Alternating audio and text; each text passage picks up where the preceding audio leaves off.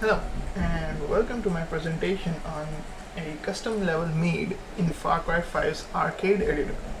This arcade editor is basically a modified version of the engine that was used by Ubisoft to ship Far Cry 5. This level also uses pre-made assets that was developed by Ubisoft. My main goal in this level is my main goal designing this level in this arcade editor and not other game engines such as Unreal or Unity is because I wanted to test my design skills, that how well does blend with the assets and tools that someone else developed, and sort of also get out of my technological comfort zone, as I have previously worked on those engines. So before we begin, let me just turn off the storm setting that we have.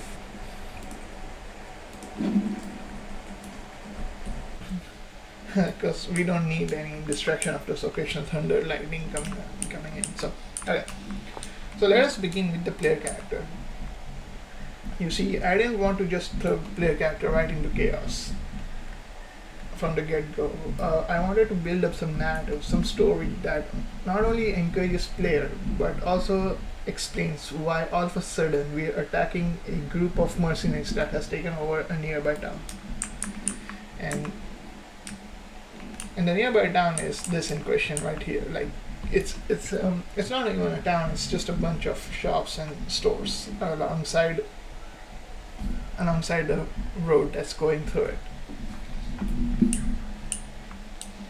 But yeah, but overall, it's like a little outpost that we are going to liberate in the game in this level. So coming back to our player character, so basically the player character starts with no weapon, and it has a little bit of story that I wanted to put into it, but it's just to sort of like encourage the player.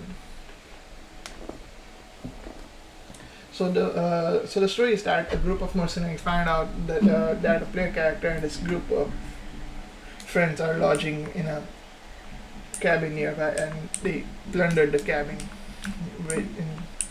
and killed. Oops, the camera is just it's sticky, but okay. So yeah, so they killed the killed the player character's friends.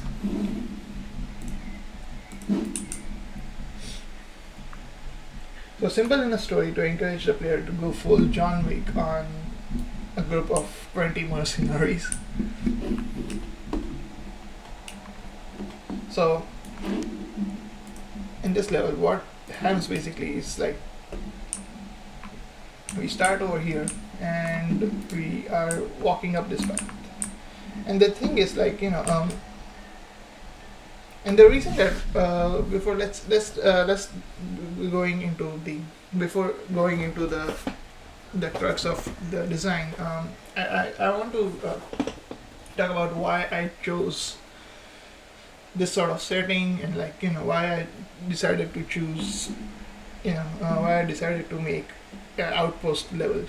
It's because like one of my favorite things to do in Far Cry games, like like just going in and liberating outposts, and that is what I'm doing the most. And because like the outpost missions in that game is kind of like sandboxy,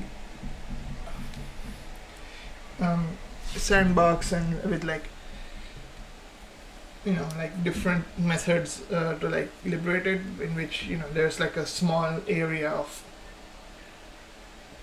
you know like a village or a town, or it's like a small patch of zone which you have to go and clear the enemies from. So yeah, so that is something that I love doing it, and I wanted to recreate that. So yeah, so that's my that's the basically starting point of it. Like I wanted to recreate something like that. So okay, so let's walk through the level, and I'll sort of describe my thoughts and the philosophies behind the design of this.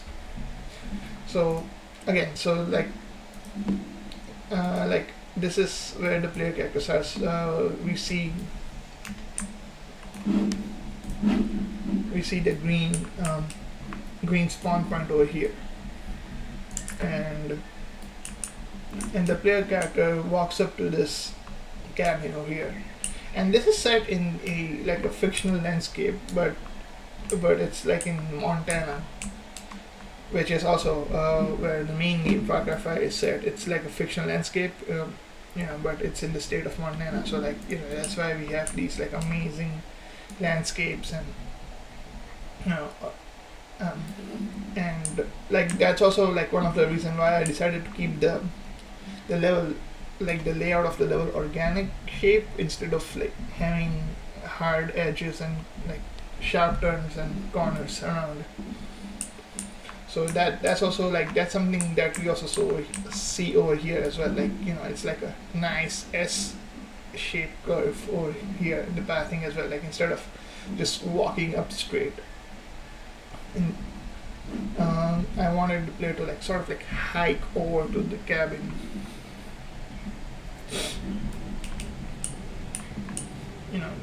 Because and these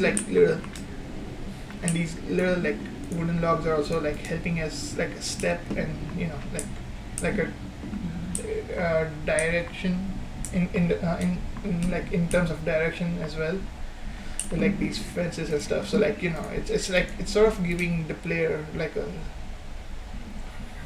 sense of like a sense of path. Like, okay, so this is the path that you want to take. I mean, it's like nothing is stopping them just walking up this road, but like this is like more like a golden path over here. So yeah, so that's basically like my way of like guiding the player through the path. So now walking up over here, we see this like good, like beautiful cabin that's sitting over here, and this is where we see our friends. So like let me just jump in and simulate the game and sort of show around what I mean.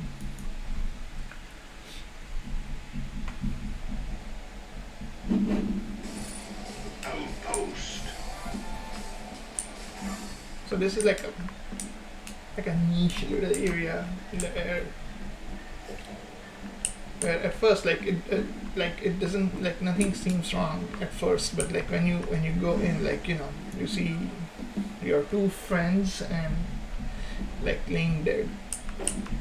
And over here, like I've also done some like a direction thing with this person over here, and this is like a more of a preferred choice of preferred choice of the pose over here, with this guy laying there, because like this dead body over here is sort of like pointing, and it's like pointing your way towards the objective, even though we do have a objective marker set over here, but this person over here is this dead body over here is basically acting as an arrow, as a big arrow pointing towards what you have to do. So that's what it's doing over here. And again we have this nice guard ray over here, which becomes like more visible as we go away, as we walk far away. But so it's also like sort of like highlighting the dead bodies over here as well. So so it's like so it's kind of like a more of a direction thing, like just like direct the player towards. So instead of like just having like big text like alright, objective over here or something like that, it's like a subtle way to like show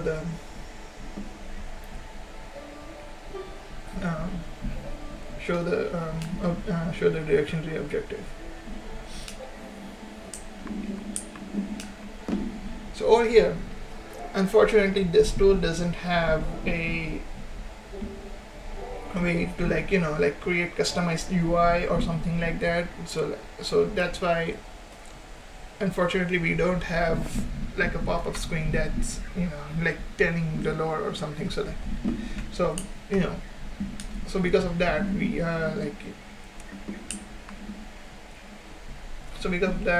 to like quickly switch over to the next objective over here.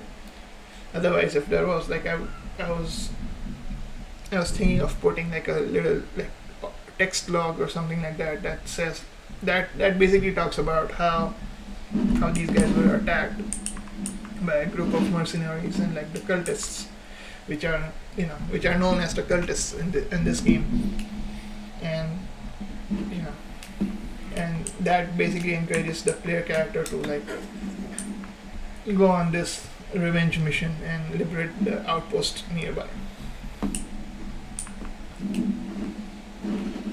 So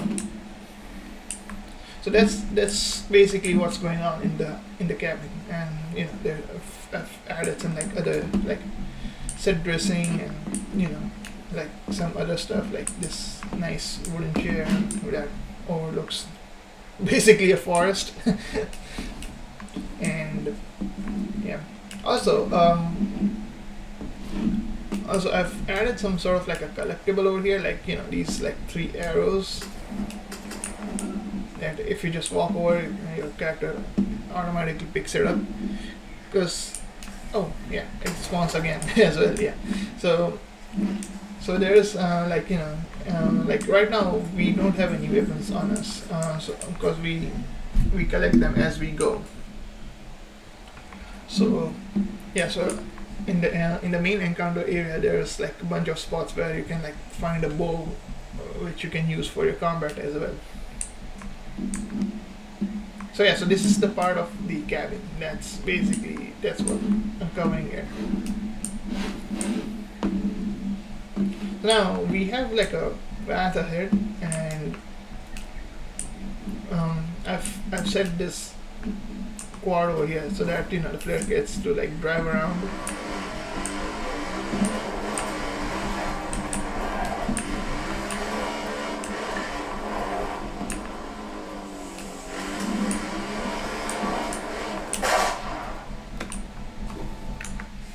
Now,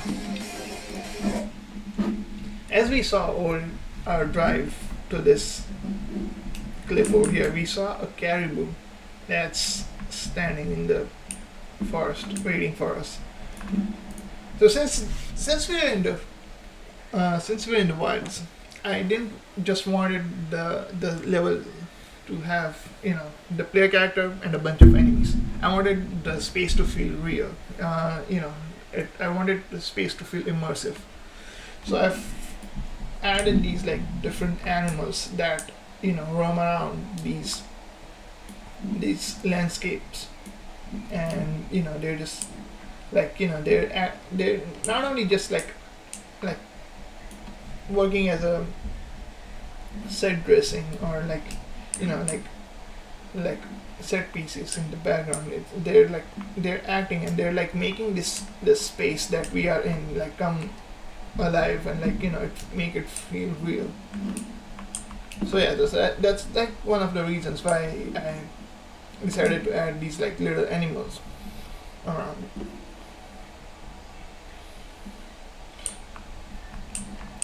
So yeah, so like again, like and following the organic law, I that's I decided to create this like curvy like path for the quad, instead of having like a straight, instead of having like a straight path for the player, because this is our starting point and this is our ending point over here.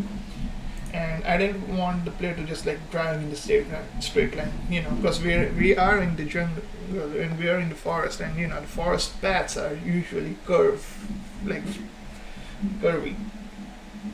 and like, and that's why because of the variation in the landscape. So that's why I wanted, I wanted to make this like path, like, have these like turns and curves.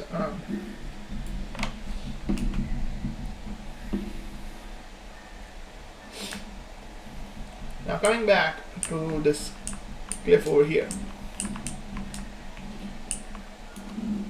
as you're driving, as you're driving down this cliff, we see this water tower over here, and this is placed over here by choice, because when we're driving, this is the first thing that gets highlighted over here, because this is also like a nice little thing to do when and this is something that I learned, that like trying to keep the objective in the player's view, because it basically helps them like they know that they have to reach over there. They have they have their destination. It's just that the player has to now find a way to get there. And so yeah, so like this is the way to do. This is my way of doing that. So like as you're driving down this road, this is like with like the lighting and stuff. Like I've decided to just add some spotlights and like a big water tower. That's basically just like, hey, over here. So now you can just like climb these like bunch of rocks and cliffs, and you make your way through the water tower. But before that, we have to take care of something, which is this enemy over here. And for that, I have placed the shovel over here, and I didn't want it to keep and I didn't want it to have a weapon, like a firearm, like a pistol or a revolver over here, because I wanted to encourage the player to take this gun silently, because here's the thing: even if the enemies in the town are not loaded in yet, because you see there's on the top left corner it says enemies to kill. That is only 2 right now. So yeah, that means only 2 enemies are loaded in at this moment, and the rest of the town is not loaded in yet, because we don't see it, which is also like a nice little way to optimize stuff. And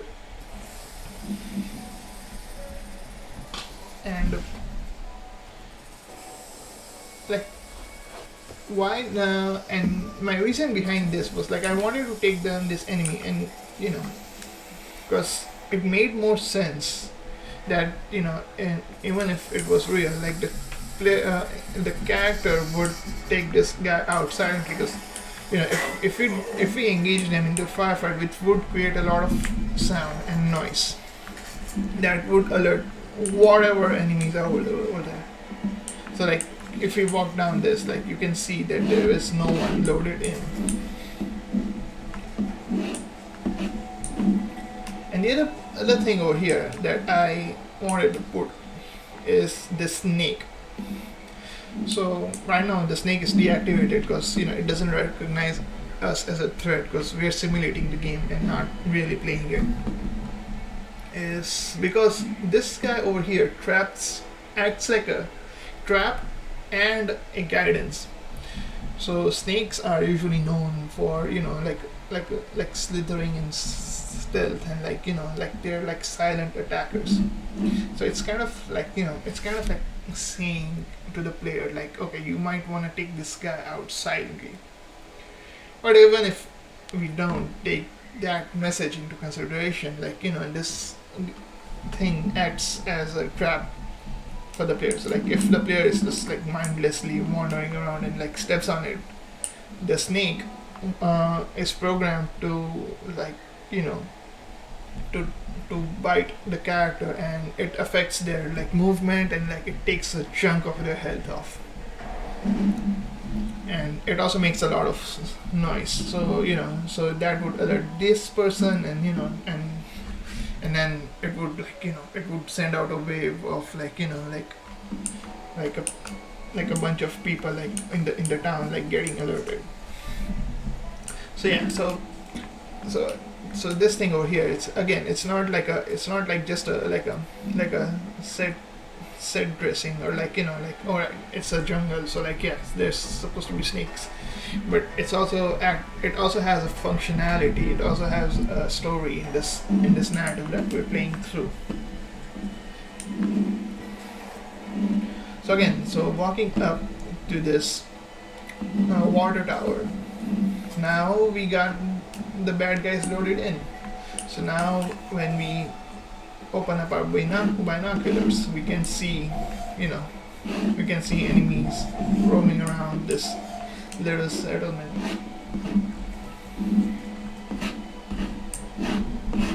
Just, minding our own business.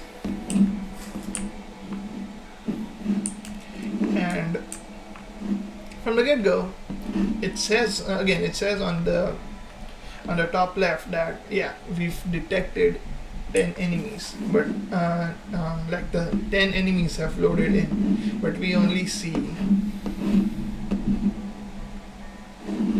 5 of them. So, but where are the rest of them? And it's like a design choice. So like I've only revealed half of the enemy's location, and the player has to go in and find the rest of the enemies without alerting them, because these green flashes that we see are basically the alarm, which which again plays an important role in this encounter. So what these alarm systems do is, if the player character gets detected, these alarm systems have a high priority in the behavior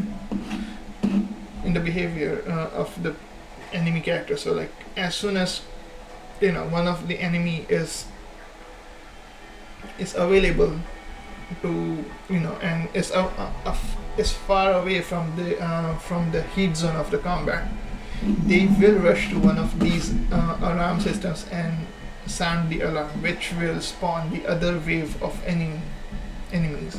So if the player character is detected, these alarms will go off, and it will set off like it's sort of like you can see it as a punishment, but but it's not like a Dark Souls of punishment, like one small mistake, or like one small error in like timing the attack, you get like penalized heavily.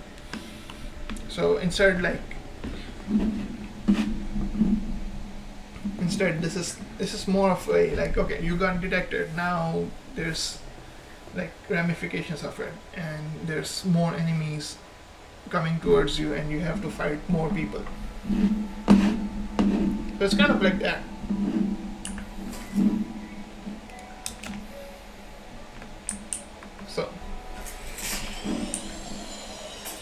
So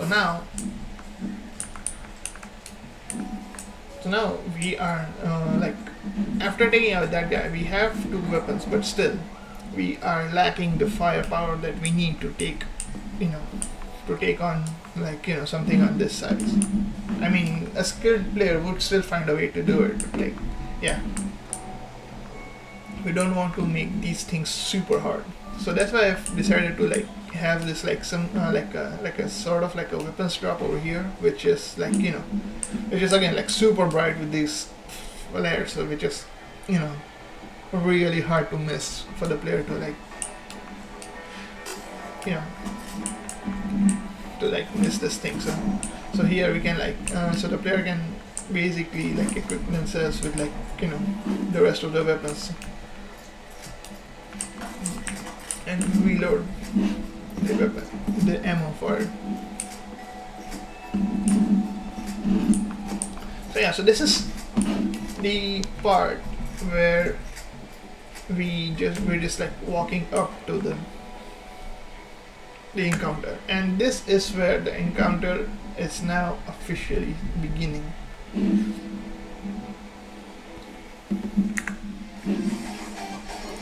Now let me hop back out and talk about the main outpost zone. So this outpost zone, as you see, it's not a really big area. It's like a small area consisting of like a few buildings, like 6 or 7 buildings, with each of the building having like a spawn point for enemies. So here in this building we have 3 enemies that are roaming around. So like there's one over here, there's one over here. These are just hiding in this, like, you know, in this building. Not hiding, but like, yeah, it's more like a resting point. I mean, because we don't want all of the enemies to be detected by the player, and that is something also what we see in the outpost liberation in the main game as well. Like that is something that I noticed. Like, you know, at any point of the outpost, like, you know, when you pull out the binoculars, you cannot see all the enemies from one point. You want to encourage player to shift like location, and like, you know, you want the player to like, okay, go and find the other people that are hiding in the space, because you know, or sometimes it won't be challenging enough. Like, you know, it will be super easy for the player to just, you know, to clear out this area. So that's why I decided to like only reveal like half of the enemies that are in the zone, and then, you know, and then the player goes and finds the other half of them.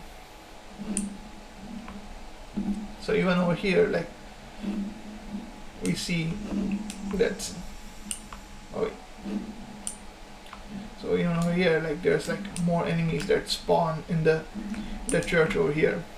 Like, you know, there's like two enemies like hiding inside the church. So yeah, again, like that's what I'm doing with this.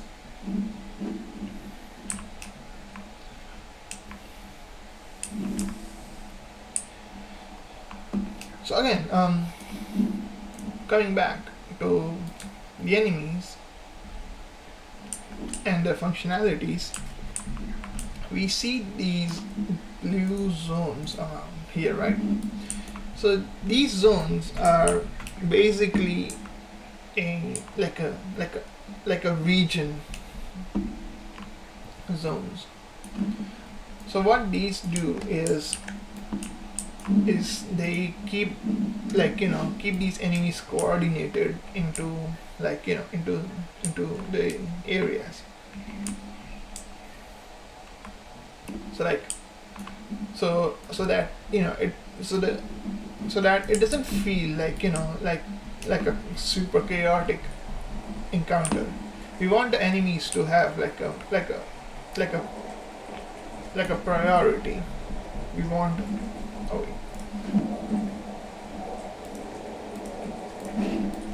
Yeah, we want the enemies to sort of have priority. Like they have been assigned a region, and they have to take care of that zone and that area.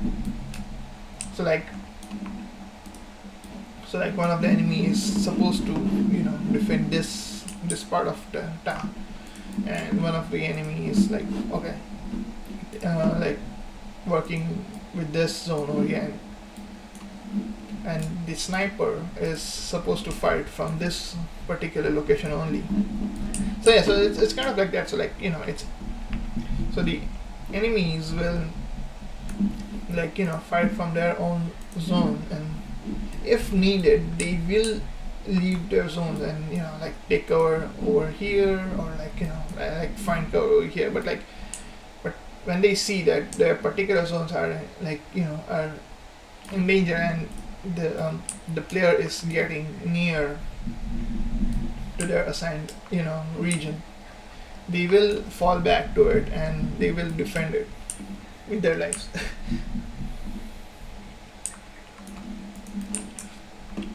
The other thing that I wanted to add in this encounter was like was this variety of enemies. So for the first wave, the enemies are pretty simple. They are just a bunch of riflemen, and like almost no armor. They're just they're like snipers and like armor people. They don't like the basic enemy that we see roaming around in the world. But as soon as the second wave hit, we start going into like more challenging enemy variants. So like this person over here, they're they're more deadlier. They have like good amount of health, and they have like the ability to throw knives, and they have like a really powerful like shovel and like hammer swings. This person over here is also somewhat in the same category. They are like they're like heavily armored, and they're able to like they have like they spawn in with like better weapons and stuff. And we also have like these two mini bosses that spawn over here. Oh, it's supposed to be one. I accidentally might have duplicated it, but yeah.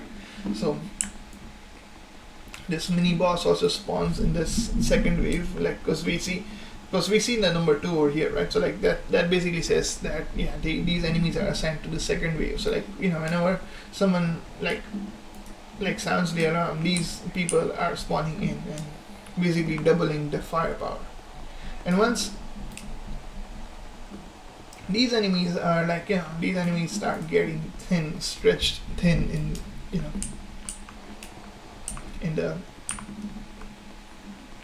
in the amount and quantity, we spawn this third wave of single enemy, which is basically the boss fight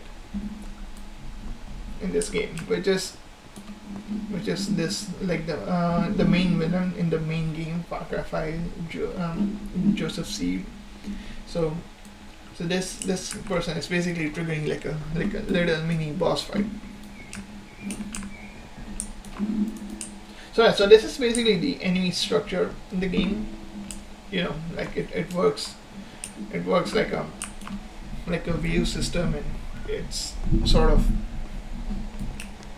triggering as we go.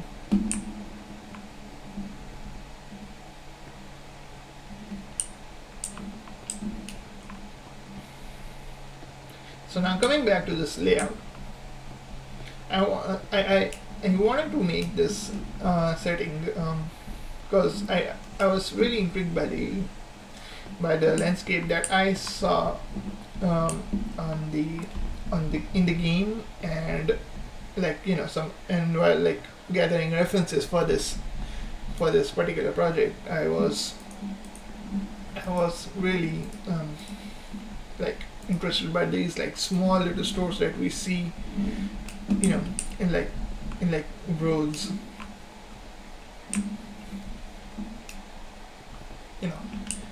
and also like it's sort of like a small Radiator Springs-esque town. So it's like a bar that we see, and like a garage, or like small buildings that we see, and these are like taken from references that that I've seen online, like the backyard and stuff. So like this person has like a really nice backyard with like range and stuff, and here's one of the bow that I was talking about. So yeah, so this is what this level plays out. So like you can find the gameplay of this entire layout on my channel, and if you're watching through the website, it should be above this video. So yeah, so basically this is how this level is played through, and like this is what the design of this level is. So yeah, thank you so much for watching this video. I hope I was able to explain the layout and the design philosophy behind this. Thank you so much. Bye.